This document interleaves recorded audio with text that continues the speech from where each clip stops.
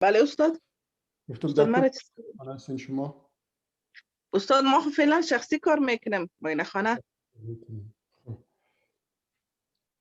از نی یک چی هم هستی بهیر صفیه جان بهیر بوده کجا کار میکنه؟ صفا جان؟ استاد اگر به ما اجازه ریکورد بدین. خب بچش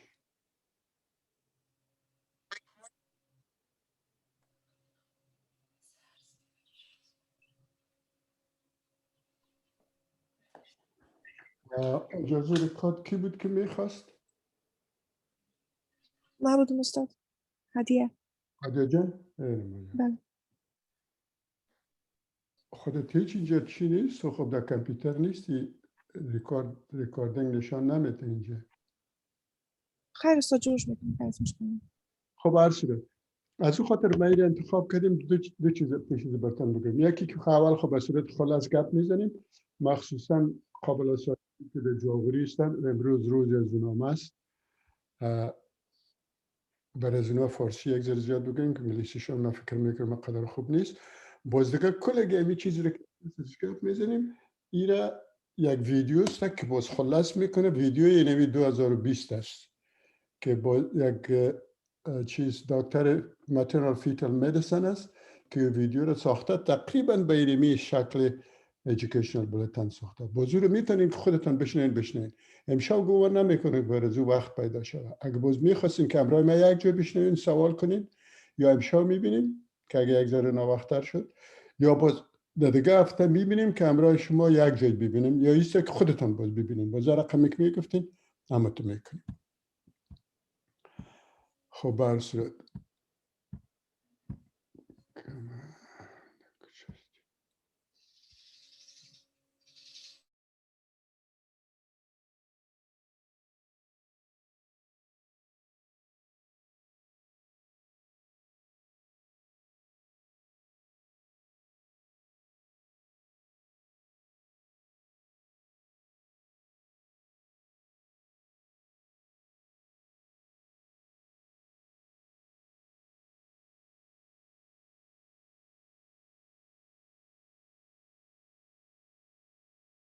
از اینا تشخیص کردن بسیار زیاد مشکل است. اینا رو باز میبینیم که چی چیزا امکان داره، یعنی اشتباه آدم به طرف true labor یا premature contraction میبره. اینا رو هر کنترکشنی که از 37 هفته پیشتر باشه برای preterm labor یا preterm contraction یاد میشه. The cause of preterm labor is not well. تا علتش پورا فهمیده نشده. preterm labor از عوامل زیادترین، از یکی از عوامل زیادترین مورتالیتی و موربیدیتی اطفال نوزاد است. اینمی کلش 35% health care spending، هم بودجه که برای صحت در امریکا تخصیص داده شده 35% اطفال نوزاد میگیرن، برای از اینکه فوق‌العاده قیمت است. مثلا یک طفل که در NICU میبانه ممکن است که بلش $5,000 شود و ظرف یک ماه $5,000 شود. از این خاطر بسیار زیاد قیمت است. خب در incidence of preterm سال هاست که امکانیتش 11.5% است.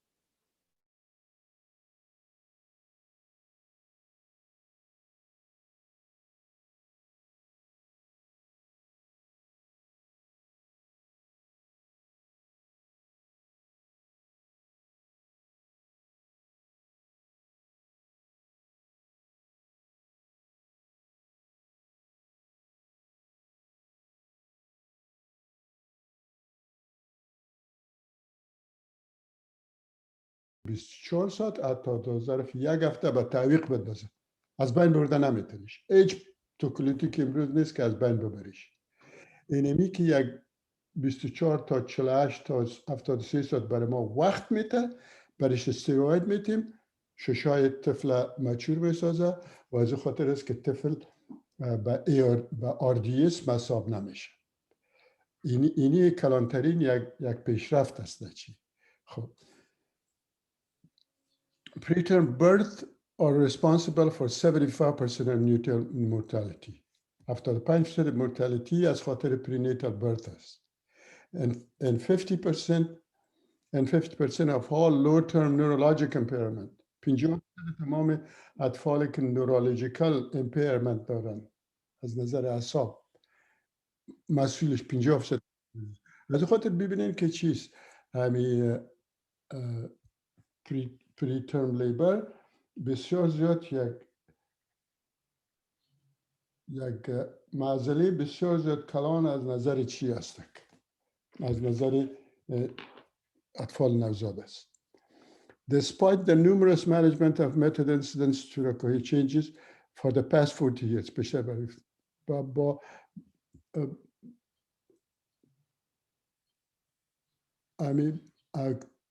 که خود پیشرفتایی که در با وجود تمام پیشرفت‌ها و متدایی که هست در ظرف 40 سال گفتیم که انسیدنسش فرق نکرده. The use of steroid گفتیم considerably the neonatal mortality رو کم کرده. بیشتر براتون گفتم. Historically non-pharmacological treatment include rest, bed rest, intercourse, orgasm, hydration, the effectiveness these interventions uncertain. هیچ کس نمیفهمه. یک وقت فکر میکردن که خود انترکورس سببش میشه برای اینکه سپرم خودش چی داشت؟ پروستاگلاندین داره. پسان که مقایسه کردن رندمایز کنترل کردن دیدن که نه ممکن است که ارگازم یا کلایمکس سببش شود. خب رندمایز کنترل هم بسیار زیاد سخت است. از خاطری که رندمایز کنترلش بسیار زیاد سخت است از اون خاطر تا بال فهمیدنش که اینا سرش تاثیر داره یا نداره. یک وقت توصیه میکردن کسایی که یک تاریخچه پریمچور لیبر دارن که اونا بعد از هفته مثلا 34 یا 32 از انترکورس خودداری کنن. خب این یک گراف است که نشان میده که از سال 1980 تا به 2000 چقدر انسیدنس بالا رفته.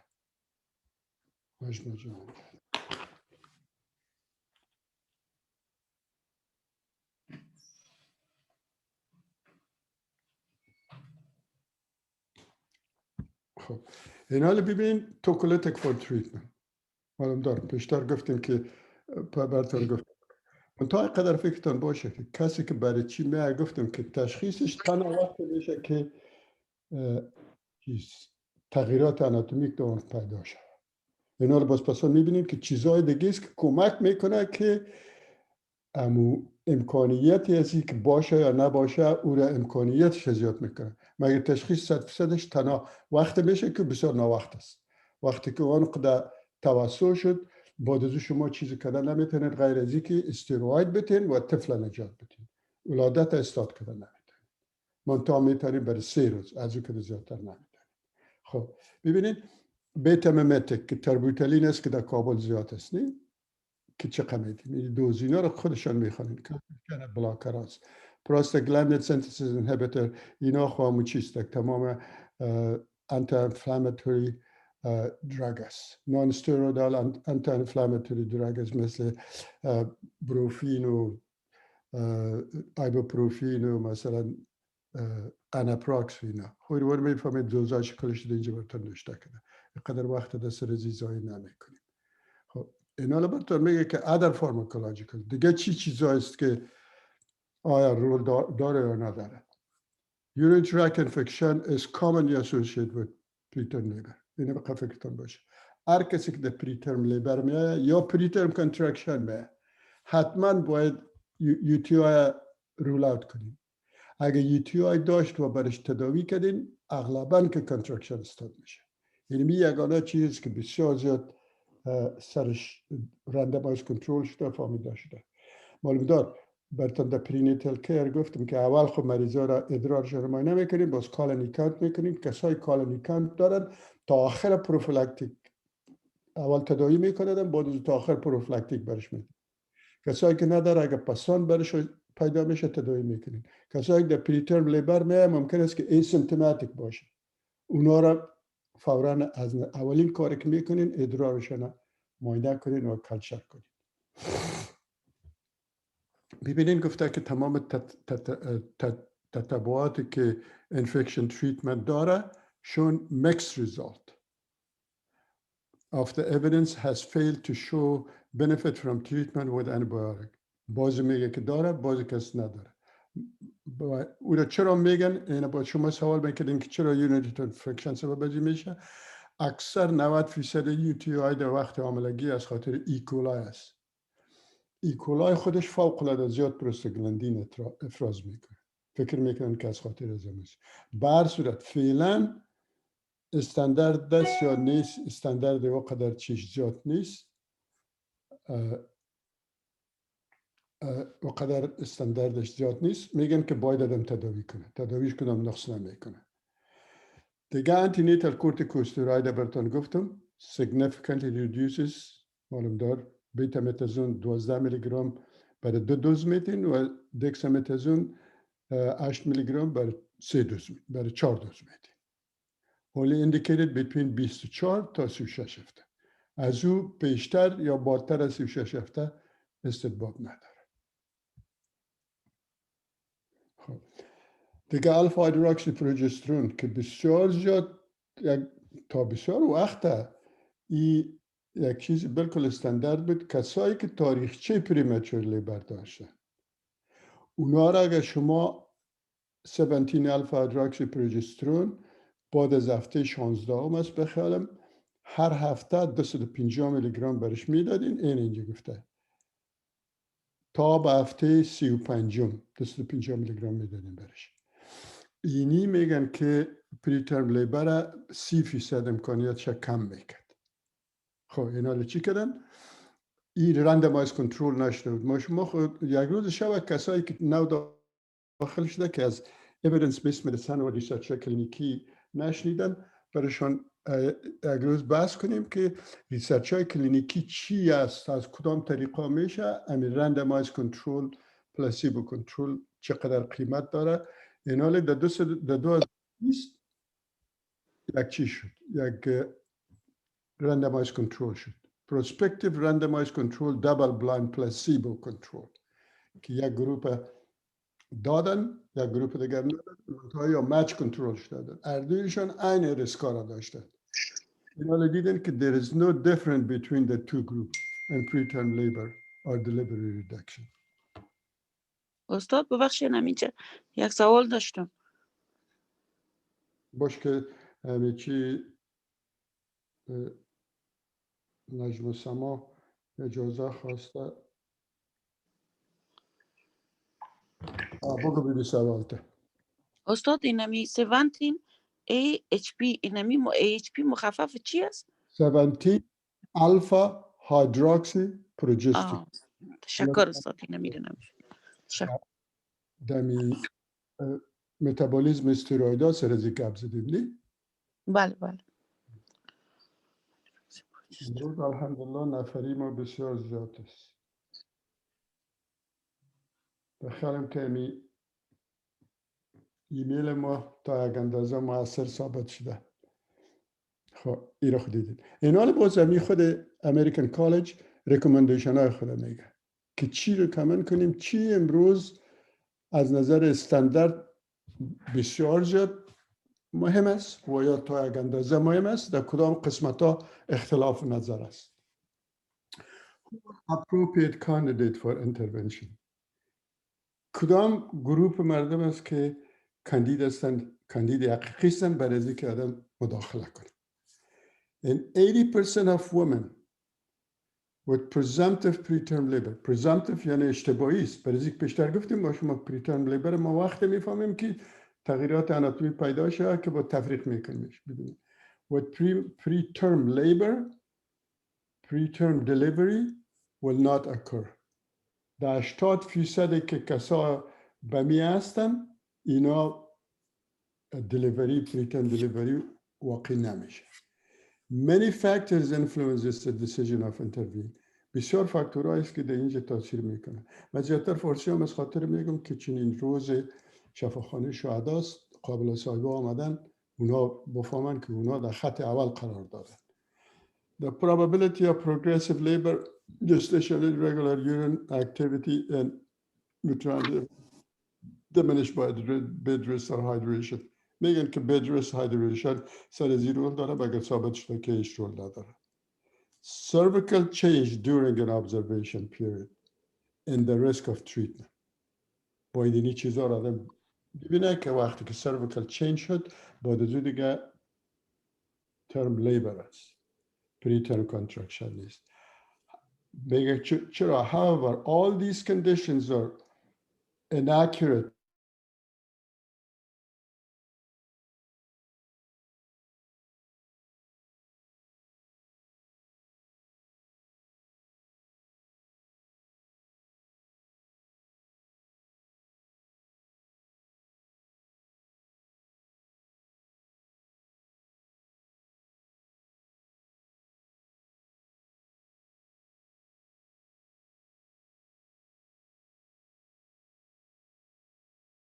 labor.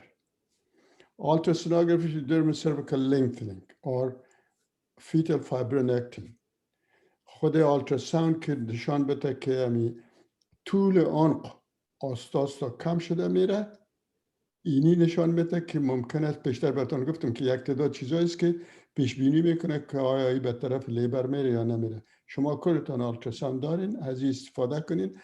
از وقتی که میای عنق ببینین که 3 سانتی متر، اگر دیدین که اساس کم شد 2.5 سانتی متر شد، اینی مریضایی هستن که با اغلب احتمال که میرن به طرف کانتراکشن که دیگه چیز کده نمیتونه. منتها اینا رو استیروید میدین. may be useful. دیگه چیره فیتال فایبرونکتین پسان میبینین که چقدر قیمت داره. کسایی که فایبرونکتینشون یک تست است از مابین خود افرازات محول از سرویکس میشه. کسایی که فایبرونکتینشون او یه طور است که نگاتیو پردکشنش بسیار خوب است. اگر منفی باشه به اغلب احتمال که اینا به لیبر نیستن. اگر مثبت باشه نشان میده که ممکن است تا با 1 هفته تا 10 روز دیگه این طفل ولادت نکنه. یعنی آلپاسان باز میبینید در ویدیو براتون میگه fetal fibronectin negative predictive value is helpful. وقتی که منفی باشه avoid unnecessary intervention. وقتی که منفی باشه از مداخله که ضرورت نیست بر از او کمک میکنه. هوم یوتراین اکتیویتی پیشتو بود که بر مریضا یک توکولیتیک میدادن از راه وای فای و از راه بلوتوت در شکم خود بسته میکرد، کنترکشن شد در مابین شفاخانه اونجا چی میکردن؟ کنترل میکردن. یا مثلا چی salivary estriol in the treatment bacterial vaginosis. اینا اقدر تابال ثابت نشده که کدام رول داشته باشه. میگه با سوال میکنه. میگه is there a clear first line tocolytic drug؟ آیا کدام چیزی است که از همه کده بهتر است؟ نه. بهترینش بیتا میمتیکاسینه. باز اینجا لست شبرتان میده که چی چیزها را ازش استفاده کرده میتونید. این رو شما خودتون رو میفهمید. دیگه سوالش میکنه. Is there a role for adjunctive antibiotic؟ آیا یک رولی که انتیبیوتیک امرای چی یک جای بتینه، امرای استیروید یک جای بتینه، آیا تو یک رول است یا نیست؟ این رو براتون میگه. میگه که prospective control studies have reported mixed result. prospective control placebo از بهترین clinical research هست. خب گفته که mixed result است. کسیش میگه کمک میکنه، کسی میگه نمیکنه. متا انالیسیس براتون گفتیم بهترین طریقه است که آدم ریسرچ کنه در لیترچر. تمام آرتیکلایی که بسیار قابل اعتماد هستند و اکثرشان randomized control clinical research هستند. اینی چی میگن که 100 تا آرتیکل آدم یک جای میکنه، کلش میخوانه ازش یک نتیجه میگیره. 8 تا متا انالیسیس که 8 studies comparing the antibiotic with placebo did not find any different. که مقایسه کردن انتیبیوتیک امرای پلاسیبو هیچ کدام تاثیر نکرده. که لیبر پرولان کرده باشه یا ایست که ریسپیراتوری دیسترس بهتر ساخته باشه. پس یک جای کردن انتیبیوتیک امرای چی کدام قیمت نداره. غیر از اینکه باز میفهمین که باز جی پی اس براتون روز گفتم که گروپ بی استرپتوکاک است که گروپ های ریسک دونو وقت باید جی بی اس میتین که یا پنسیلین یا انفیسیلین آدمیته که همون 5 گروپ های ریسک است که اگر پری ترم لیبر بود یا نبود او را پیشتر براتون گفتیم. باید اونا را حتما انتیبیوتیک بتین که از جی بی اس خود طفل که مننجایت جی بی اس او وقایه میکنه. Clinical condition recommendation باز میگه is preventive treatment efficacious؟ اگر تداوی وقایوی آدم بکنه آیا مؤثر است یا نه؟ Because the diagnosis of preterm a precision of risk assessment and effective of the treatment fraud inaccuracy, it is difficult to determine treatment efficacy. برای که اول آدم نمیفهمه خب یک 20 مریض شما که بسیار تعداد کم است معاینه میکنین ایمیای شما ایره کلش چی میتین؟ تداوی وقایوی میکنین. داتا از این ولادت میکنه داتاش نمیکنه. اینا اگه گروپ دیگه 20 تا شما بگین کلش پلاسیبو بتین به عین شکل است. برای که یک تعداد مریضایی که آمده شما تشخیص که نمیتونین کدام از این لیبر حقیقی است کدامش لیبر غیر حقیقی است. از اون خاطر است که تداوی پریونتیو کدام اهمیت کلینیکی نداره. For the past 4 decades 40 سال گفتیم که incidence of preterm labor تغییر نکرده. توکولایسیس و اسپاندول گفتیم که دلیوری را بعد 73% که به تعویق بندازین توکولاتیک فایده کرده. این باز تکرار کرد. Should women with preterm contraction without cervical changes be treated؟ اینی سوال است که کلینیکی به درد شما میخوره. یا کسی که cervical change نداره و preterm contraction داره آیا این تداوی شوه یا نشه؟ ببینیم که استادی چی نشان داده. In a study of یک مطالعه 763 پیشنت که کل از اینا preterm contraction داشته باشن 18% از اینا پیش از هفته 37 ولادت کردن. تنها 18%شون 3%شون در ظرف 2 هفته ولادت کردن. وقتی که پرزنت ببینید که 1% بسیار کم از اینا ولادت کرده. پری کنترکشن ها اکثرش خودش استاد میشه.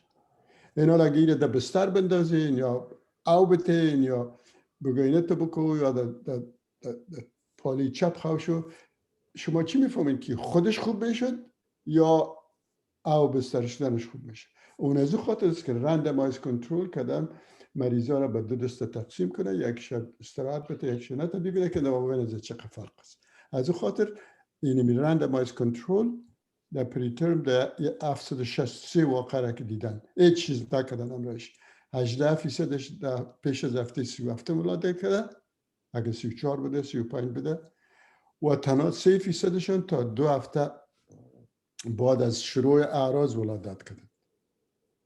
The majority of patients treated arbitrarily. زیادترین از اینا اکثرشون arbitrarily یعنی چرایی تداوی شده. نمیفهمیم که آیا پریترم است یا نیست منتها تداوی کرده میشه.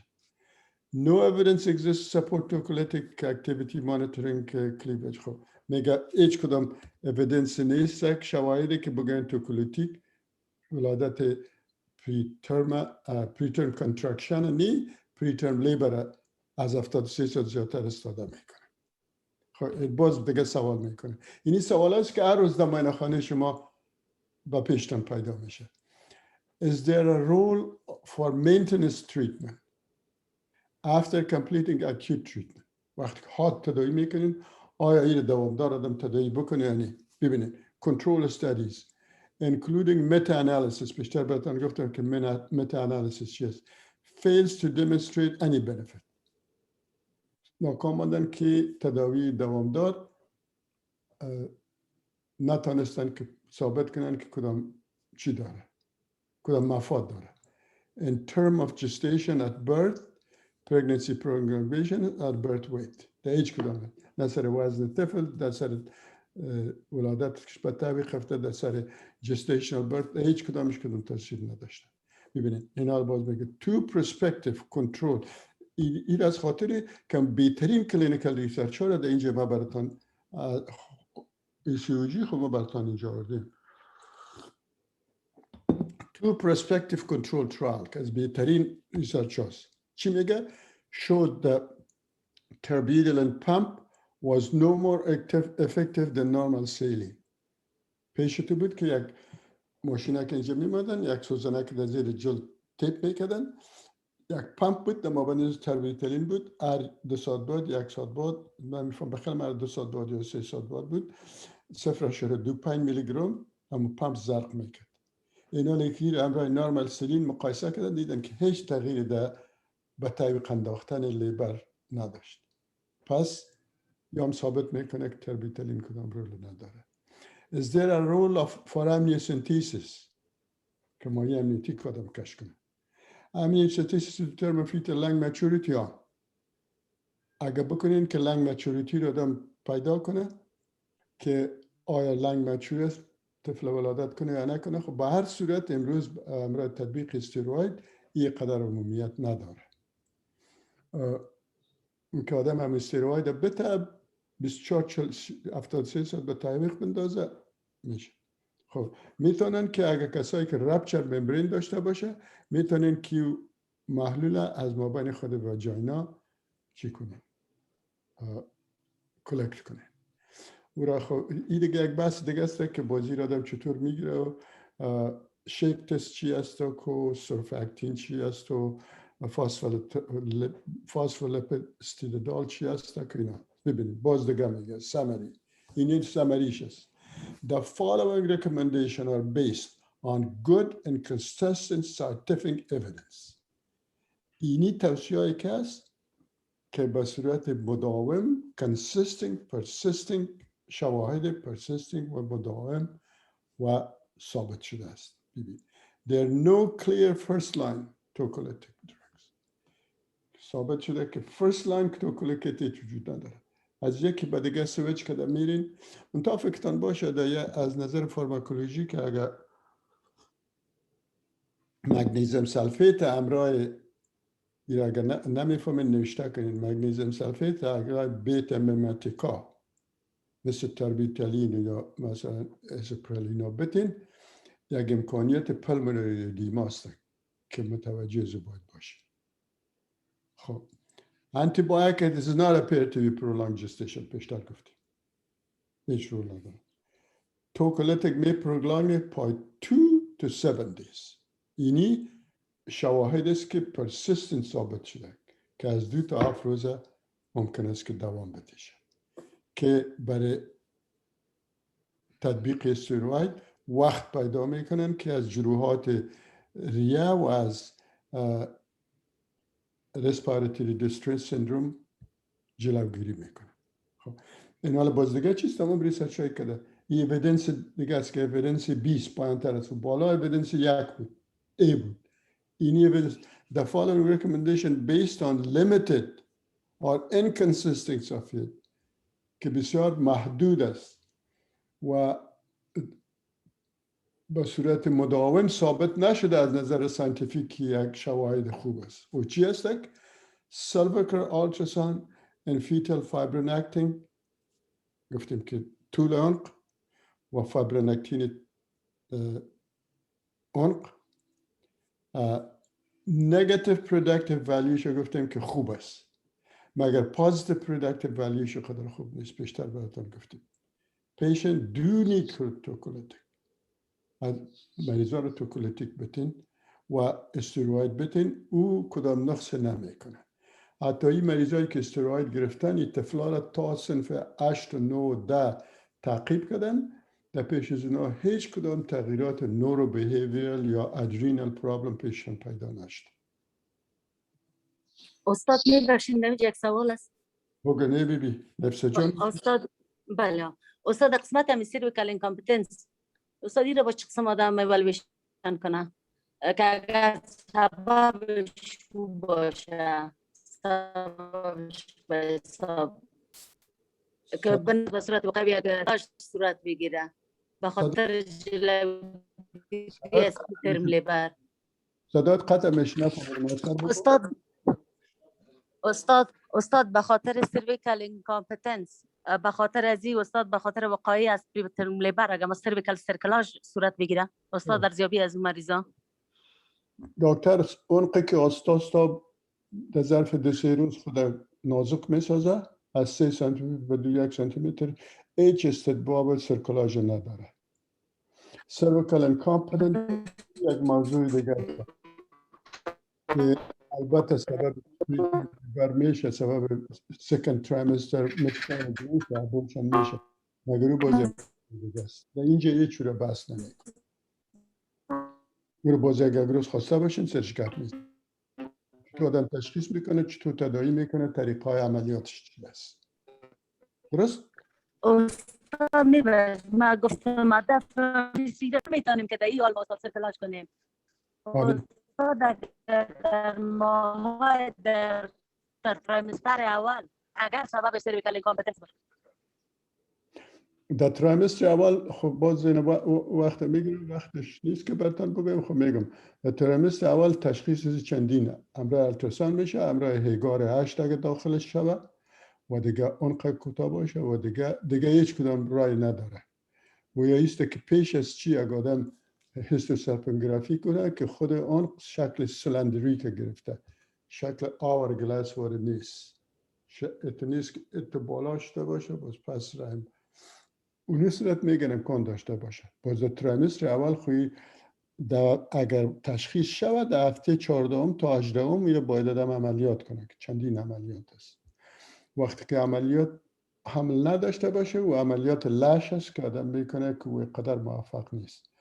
عوام چون پرسپکتیو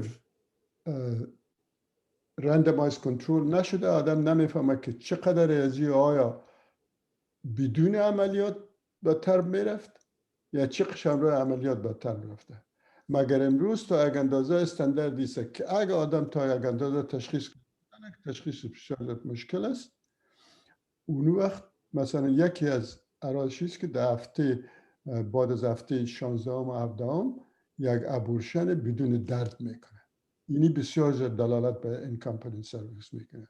یا کسایی که بیشتر کونیزیشن شده باشن، کولد نایف کونیزیشن شده باشن، یا لیزر شده باشن، یا مثلا لیپ شده باشن. اینی کسا بسیار زیاد امکانیت اینکامپتنس سرویس بهشون زیاد است. اگه او تو باشه باز آدم عملیات میکنیش.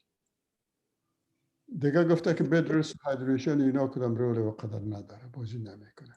اینی رو باز شما پیش خود ببینین، بخوانین که یک چیز کسایی که امرای یوترین کنترکشن ما چی میکنین. معلوم دار هیستوریز، باز فیزیکال است، باز فیتال اسسمنت است، CTG که روز گفتیم، لابراتوری. یعنی ببینین در اول گفته urinalysis should be requested every patient with premenstrual labor.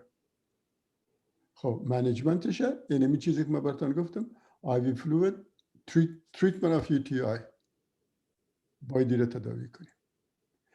treatment other illnesses, monitor uterine contraction, gestational age در کجاست، ایره باید آدم تطبیق کنه. بیتا متازون بتین، یوستوکولیتیک که چی بتین، پریکلامسیا، اکلامسیا، ابرابشن، ایکاسا ایج استدباب چی نداره،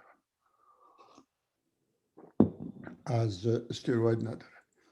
prophylactic treatment for beta group B, GBS که گفتیم براتون، رو سرش مفصل گپ زدیم. maternal temperature, premature rupture of membrane که یک بحث دیگه است. premature labor دیگه گفتیم که گروپی که های ریسک هستن برای چی؟ برای گروپ GBS، گروپ B سپتوکاکس. اینی را از جورنال پیدیاتریک براتون گرفتیم، morbidity و mortalities. خب باشین چند بجه ساله؟ یک 15 دقیقه مانده. اگر 15 دقیقه دیگه شما وقت داشته باشین این ویدیو رو یک جای میبینیم، یا ایسته که شما میخواین که حال سوال کنین و باز ویدیو رو دیگه هفته ببینیم، هر رقمی که میکنین. استاد ویدیو رو ببینیم. خب بسیار خوب، این خیلی ویدیو رو میبینیم.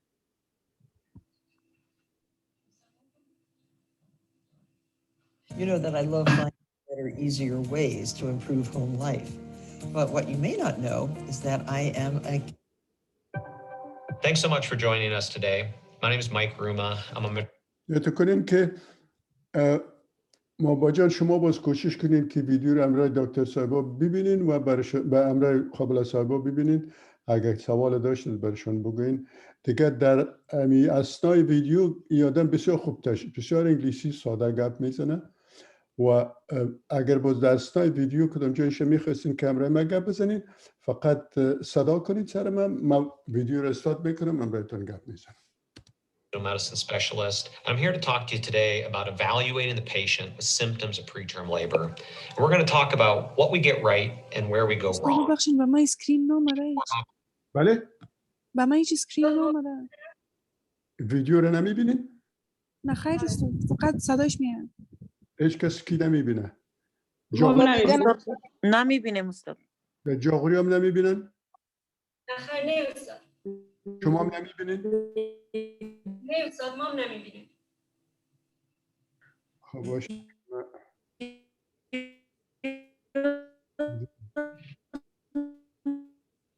I am a private practice fetal medicine specialist. I work for a large perinatal practice in the state of New Mexico. I also have a lot of fun working with a variety of different companies, Hologic, CCSI, and Philips Ultrasound. I work with these companies because I believe in what they produce, and I think that we as clinicians have an obligation to work in collaboration with industry to really bring products to help patients each and every day, the products that we need here of patients. Today, we're going to go over protocols and standards and how we use those to achieve the absolute best outcomes for patients. Then we're going to go over a variety of research surrounding fetal fibronectin, transvaginal ultrasound, and how we might go about using those specific tools in the assessment of preterm labor. We'll talk a bit about the effect of these protocols actually on the patients that present with symptoms of preterm labor, explore the causality of preterm birth, and then ideally I want to detail یک چیز دیگر براتون بگویم که پریترم لیبر یک دانه پروتکل ما ساختیم. اونمو پروتکل باید در تمام افغانستان تقسیم کنین و خودتان در ماینه خانهتون باشه یا در تلفنتون عکس بگیرین. که این گپایی که ما زدیم بسیار به صورت خلاص 1 2 3 4 5 6 گفته که چطور تشخیص کنین چطور منیجمنت کنین. How you should go about screening these patients, discuss some of the etiologies like sexually transmitted infections. And my absolute hope is that today we motivate you to assess what you're doing in your own institutions, your own organizations, offices, hospitals, residency programs, nursing scenarios, what you're doing at your own institution and how you might make a better impact on patients with preterm labor. A bit about preterm birth. This is an issue that is incredibly important to each and every one of us that practices in obstetrics today. Annually, we have just shy of 4 million births in the United States. We have great job security in what we do each and every day, taking care of pregnant women in the United States. As a high-risk pregnancy physician, we also have security in the fact that we're going to deal with preterm birth each and every day that we show up at work. On average, 10% of pregnant women deliver preterm. And as you see in this graph from the March of Dimes, we've had a decreasing rate over time through some of the significant efforts and research that have been brought to bear to help pregnant women with symptoms of preterm labor, with a history of preterm birth, prevention of preeclampsia, etc. You can see though in this graph that we've had some difficulties in the last few years. Consecutively,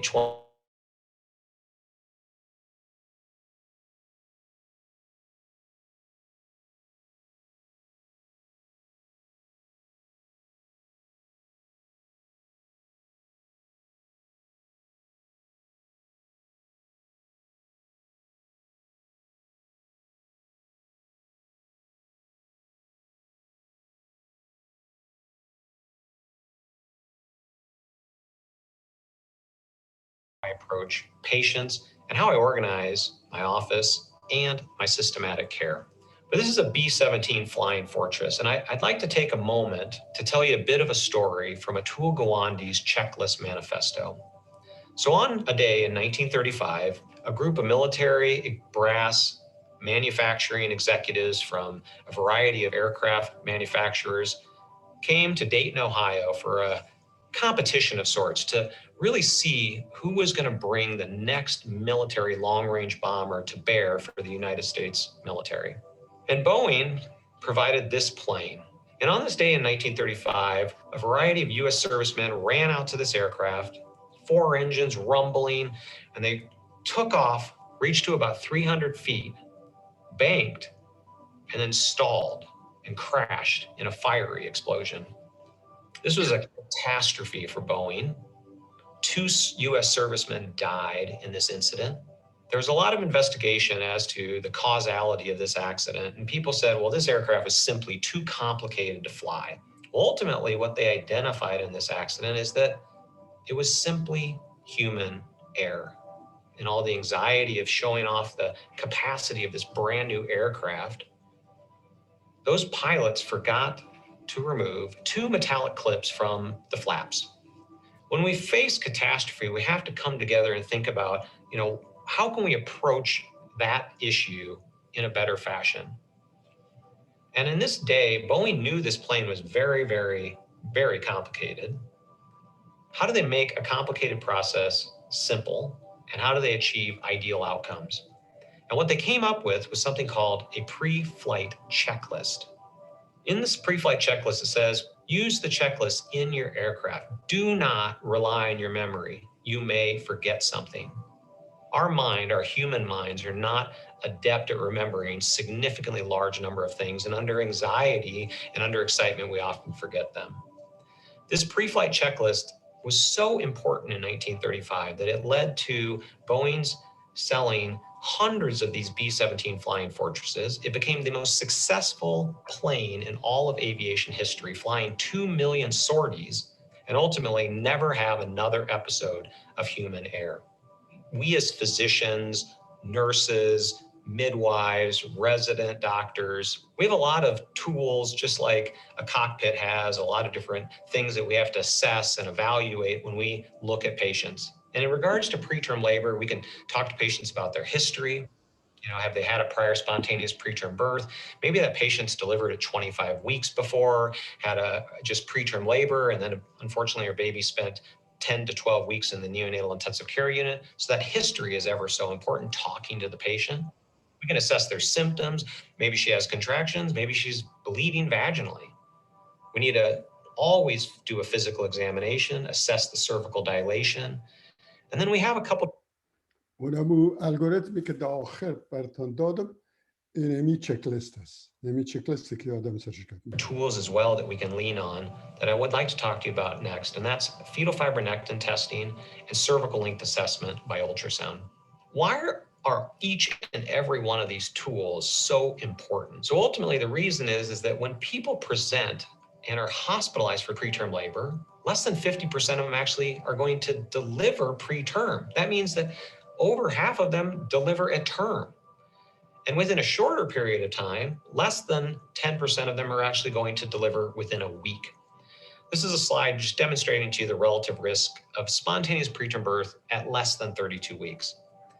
I know as obstetricians, we love contractions. They're very concerning. They're disconcerting to moms. They cause anxiety. I'm contracting. This slide demonstrates to you that uterine contraction activity during pregnancy, really, and particularly preterm, is a really, really poor indicator of a preterm birth. For that patient that had vaginal bleeding, that's a higher risk actually of her delivering preterm less than 32 weeks. If she just has a simple history in a prior pregnancy where she delivered preterm in her past pregnancy, that's a remarkable risk factor. And then if you have a short cervix on vaginal ultrasound, again, incrementally rising risks. But if she has a positive fetal fibronectin test, she has a markedly higher risk of preterm birth, 14-fold higher than when she walked in the door to see you in an OB triage. When we're working on labor and delivery at 2 a.m, we don't really want predictability less than 32 weeks. We want to know, is the patient going to deliver within a week? Do we need to do something to that patient? Do we need to admit her to the hospital and provide interventions, or can we safely and confidently discharge that patient? In this slide, you can see the negative predictive value in dark blue and the positive predictive value in light blue. And we've been informed by societal guidelines that really we shouldn't use either test alone, but ultimately that tests work best in unison. And you can see at the top that when we have an abnormal cervical length and a positive fetal fibronectin, the positive predictive value is substantially higher. And in a study by Gomez, we know that the positive predictive value can be improved by 50% for spontaneous preterm birth by simply using both an abnormal cervical length and a positive fibronectin together. When we look at patients, we have a whole host of factors and demographics that place them at a higher risk of preterm birth. As I told you before, that prior history of spontaneous preterm birth is incredibly important. If a patient has twins or triplets, we know those patients are at a markedly higher risk of preterm birth. If they have a history of cervical insufficiency, first trimester or second trimester vaginal bleeding, all of these things add up as risk factors for that particular patient. And we need to take all of that into our mind to make a clinical assessment. In addition to clinical history and prior spontaneous preterm birth, we often pay a lot of attention to cervical dilation. The most important point is that we often think that patients are at risk because they maybe are 1 centimeter dilated or 2 centimeters dilated, but actually that's not a very significant and pertinent marker to predict whether or not you're going to deliver within a short period of time. Between 0 and 1 centimeters dilated, to deliver within a week, only about 16% of those patients are going to deliver. And when they're 2 centimeters dilated, only about a third of those patients are going to deliver within a week's time frame. Additionally, we all as obstetricians, I think, have a reasonable understanding that our assessment of cervical dilation varies. And we can see this in charts. When I am consulted on a patient that has preterm labor symptoms, go to review her chart, she may have gone from 1 centimeter, 0 centimeters, to 2 centimeters, to 1 centimeter, all varying by the individual who's doing the cervical evaluation. And in this study, 52% of providers reported different dilation measurements actually on identical simulations. So we need to be aware that there is significant variance between ourselves as well as in between individuals, giving us credence to rely more on objective laboratory testing and ultrasound data. As a maternal fetal medicine specialist, we do a tremendous amount of ultrasound. We lean on cervical links in their evaluation, but if we didn't wait, if we didn't know, if we didn't take a class on how to educate ourselves best to do cervical length evaluation through CLEAR, becoming accredited to do cervical lengths, we may miss this and miss the opportunity to actually provide appropriate and excellent care to this patient. We also have an objective tool called fetal fibronectin. Fetal fibronectin was designed as a test to act as a rule-out test. Its negative predictive value, which is 99% for delivery within 14 days, is truly the most significant beneficial aspect of the test. It helps us to take that scenario, a patient with symptoms of preterm labor, who many of them are not going to deliver preterm. It can give us objective evidence to allow us to confidently and safely discharge the patient without any intervention. Fetal fibronectin Ffn is a glycoprotein. It's found between the amnion, or the sac, and the chorion, the layer that adheres to the uterus, and it's a bridge. We say it's like a glue. It holds the pregnancy inside. And between 16 weeks to about 35 weeks, this protein should not be identified in the vagina. And so when you do a fetal fibronectin test and you collect a swab from the posterior fornix with a Dacron-coded swab, and that test is actually positive at, say, 25 weeks, 28 weeks, 32 weeks, now we have an abnormality and we have a positive lab test that's actually telling us something significantly is unique with this patient. We have an FDA approval for FFN testing. If the patient presents with symptoms of preterm labor, it can be done between 24 weeks and 0 days to 34 weeks and 6 days. And we also have an asymptomatic FDA indication from 22 weeks to 30 weeks and 6 days. It's really important to pay attention to that symptomatic patient and the 24-week and 0 day to 34-week and 6 day window. Why? Most preterm births actually occur between 32 to 36 weeks. It's what we call late preterm births. And a recent statistic from the CDC says that that number is around 80%. So those are really the folks that we should be paying attention to. Late preterm birth is a major issue in our country. And there's been a recent trial by Cynthia Giampi-Bannerman, the ALPS trial published in the New England Journal of Medicine, antenatal late preterm steroids, that really should give us some credence to paying a lot more attention to that cutoff of 34 weeks and 6 days. Most preterm births are in the late preterm setting. Uterine contractions are not very predictive. Bleeding is not very predictive. Cervical length after 32 weeks is also not very predictive because most women are going to have a short cervix at that gestational age. So we should be using this objective biochemical test, fetal fibronectin. It's going to be negative in 80% of patients, positive in 20%. And that positive, I told you, increases their risk 14-fold for preterm birth. And maybe we should give that pregnant patient antenatal corticosteroids for the benefit of the preterm fetus. Pay attention to the most recent literature and listen to that objective test in the late preterm setting. Fetal fibronectin is primarily used for its negative predictive value. We know that if that test is negative,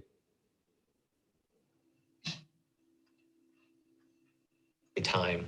And then magnesium sulfate, additionally, another medication that provides tremendous benefit in protecting unborn children from cerebral palsy. Each and every one of these interventions has a cost. To transport a patient by air, particularly by helicopter transport, in 2020, this costs over $36,000. And if we admit the patient to the hospital, on average, a hospitalization costs over $4,000. What if we don't intervene correctly? What if we don't identify that patient in a rural location who needs to come to a higher level of care, a bigger hospital, a hospital with a neonatal intensive care unit? This is a study out of Canada that demonstrates that we have significantly improved outcomes for preterm infants if they're born in a large tertiary hospital. The inborn versus outborn indicates outborn, small, rural hospital, inborn, large, tertiary level facility, facilities that I work in on a regular basis. If we identify that patient who has symptoms of preterm labor, transport her to a higher level of care appropriately,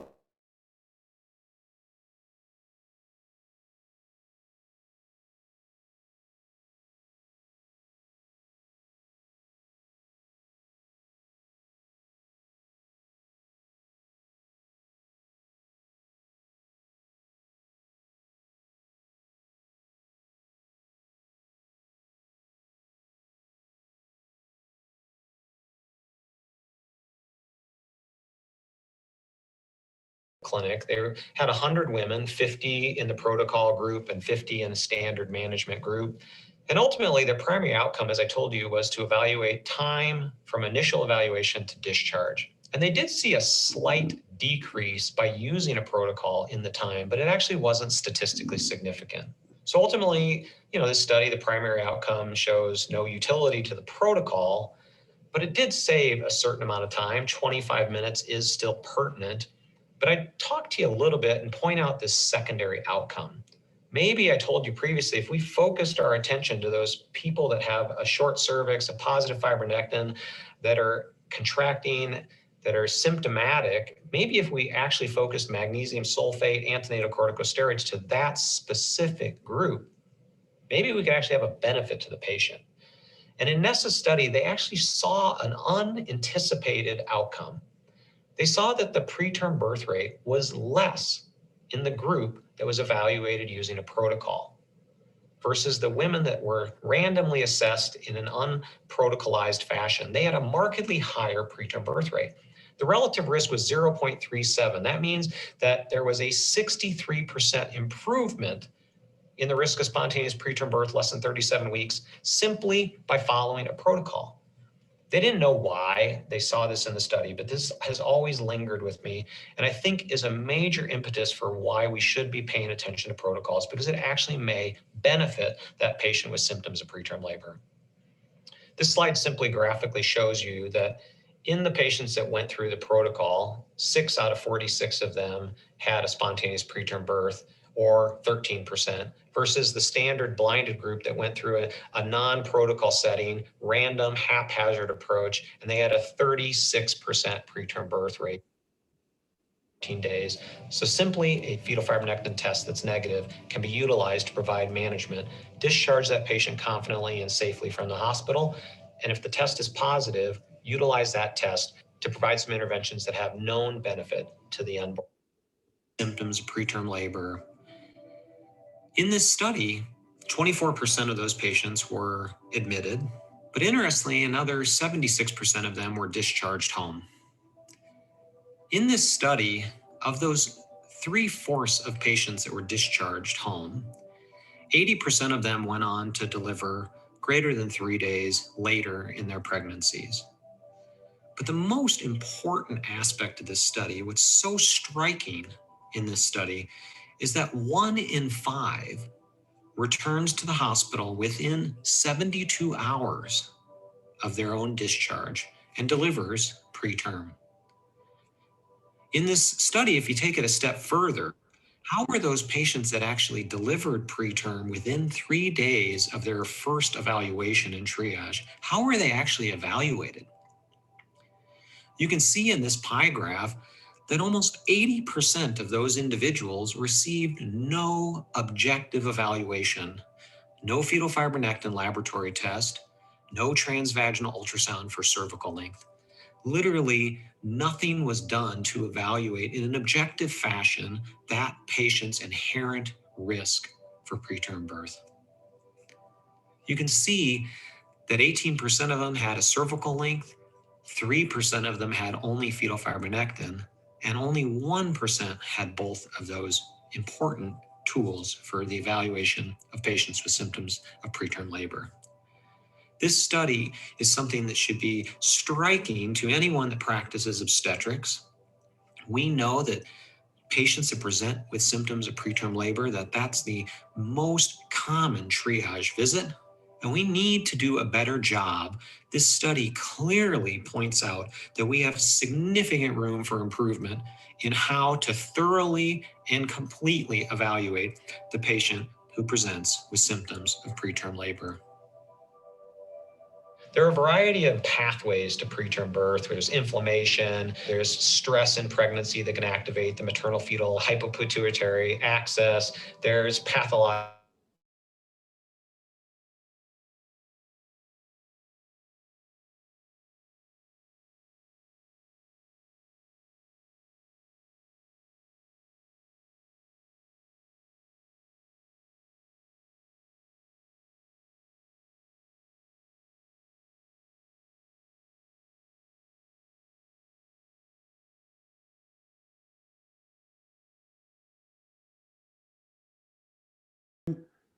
بسیار یک خلاصه خوب بود که با ما شرایط افغانستان بهترین که بسیار به مریضایتون کمک کنیم.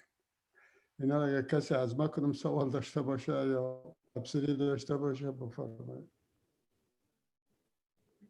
استاد المسكين قصان كده وجينا كنشا يتسم كندر استودين بشوف يعني ما میتونیم که اگر میشه تسم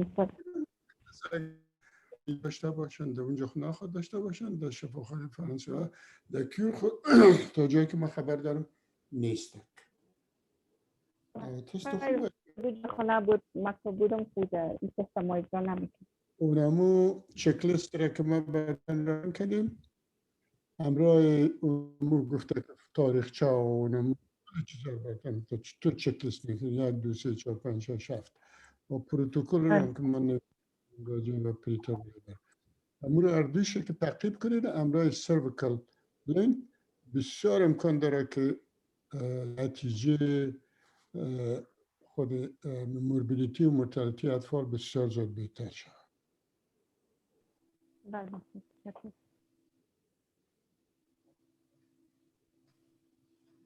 دیگه کدام تبصره کدام سوال؟ ببخشید استاد دمی قسمت آخر ویدیو در مورد کلامیدیا ذکر کرده بود. استاد درست نفهمیدم. کدام رول داره انتانات کلامیدیا؟ در مورد چی فکر کرده ببین؟ استاد دمی مورد انتانات کلامیدیال ذکر کرده بود. اون رو براتون در پرینتال کیر گفتم که در اول ماینیتون باید کلامیدیا و گونوریا جنسی باید ماینه شود. اگه باشه 100% باید تداوی شود و باز تعقیب کندم خودشون و پارتنرشون تداوی شود که یک رول بزرگ دارد در پریترم لیبر. دیگه یورینری ترکت اینفکشن گفتم که رول بزرگ داره. در افغانستان چون استیدی بسیار کم است، از خاطر زیاد روز برتان گفتم کسایی که شوهرهایشان خارج میرن، ایران میرن یا دبی میرن یا اینجا، وقتی که پس میان بسیار شما خودتونم دیده باشین که خانمایشون به استیدی مصاب میشن. یعنی میره همیشه نظر بگیریم. در اونجا خب میشه کلامیدیوم میشه، جیسی هم میشه کلچر شد.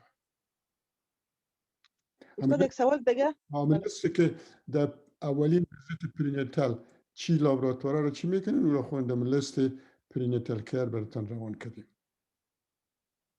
صفیه جان دیگه سوال داشتی بیبی؟ بله استاد یک سوال دیگه هم داشت. استاد اینجا اکثر مریضایی که تداوی میشن یا مثلا رفتن یا پیش دکتر صاحبای دیگه رفتن، استاد اینجا پروژسترونای واژینال میکرونایز پروژسترون استاد برشان داده. استاد یا کدام برتری دارن نظر به از زرقای ازلی یا نه تاثیرشون یک چیز است؟ نظر شما چی است استاد؟ noch بیشتر دیدین که یگانه چیزی که گفتیم که 30% ولادت‌ها را به تعویض مندازه که 17 الفا هیدروکسی است که باز در 2020 رند باش کنترل کردن دیدن که مقایسه از این پلاسیبو هیچ فرق نیست. در غیر از راه محبل اینا کلش جای وقت جای پول است. در اونجا خود دکتر صاحبا چرایی ولی فیزیولوژیش اکثر ببخشید نگه بفهمن. اگه بفهمن که بایوکیمستری و فارماکولوژی پروژسترون چی است. اون شما خودتان میفهمن. هیچ چیزی نکنید، زیای وقت زیای پیسه بیچاره است. شکر استاد. خب خیر باش دیگه. صباح خواهش کردم که از سر اینفرتیلیتی گپ بزنیم، براتون وقت روان کردیم و رو بخوانیم انشاءالله که صباح شو باز ما شما میبینیم. سوال داشت؟ کی سوال داشت؟ نمیشنم صدایتانه.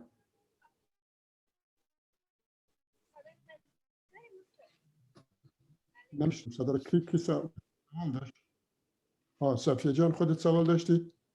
میکروفون نه خیلی نه استاد، سوالم خلاص شدم. کس دیگه سوال داره؟ خب کی سوال داره؟ دکتر صاحب شریفه سوال داره. بله عادیه جان خودت بدی؟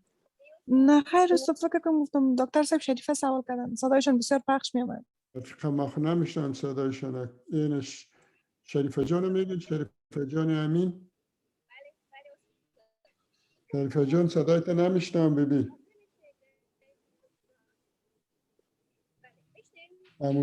والیوم صدایت بلند کن. نمیشنم بسیار ببخش. خب ما با جان اگه شما قطع کنین که شما خود چی دارین راپور مریضا رو دارین، شما خیلی پیشتر هم دیدین ابراهیم جان. اگه شما قطع کنین اگه دیگر ها سوال دارن که شما وقتتون ضایع نشه. استاد ما یک سوال داشتم. بگنی فریما جان. استاد امی مریضایی که مثلا ما برشان نفیدیپین میتیم، کلسیم چینل بلاکر، اونا مثلا کسایی هستن که هایپرتنشن دارن. اینال در این مریضای پریترم لیبر وقتی که ما میتیم مریضی که نورمال فشار داره فشارش سقوط بده، باز چی کنیم؟ فشار سقوط نمیته ببین. کسایی که فشارشون نرمال است نفیدیپین هیچ وقت فشارشون سقوط نمیته تا جایی که من خبر دارم. و از زیر زبان برشان میتین. مگر بهترین چیز که کسایی که پریترم لیبر است بیشتر دیدین که در ویدیو براتون گفت که مگنیزیم سلفیت یکی خودش توکولیتیک است، دوم خود سریبرال همریج بسیار زیاد کم میسازه و از خود سریبرال پالسی بسیار زیاد وقایع میکنه. بهتر است که از امو برش بتین. باز اگر امروز تربیتالین و مایات و اینا خود نفیدیپین و قدر در اینجا کسی نمیته.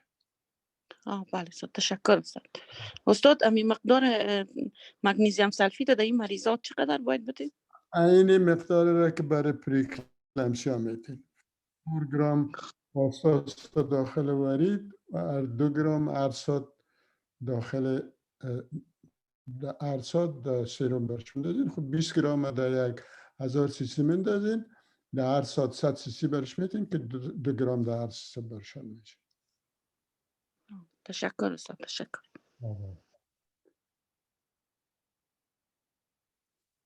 خدا دکتر صاحب ما دیگه اینجا چند است؟ 12 بجه شب است. خدا قبول کنه. صباح شو میبینیم تشکر استاد. انشاءالله. خداحافظ. خداحافظ.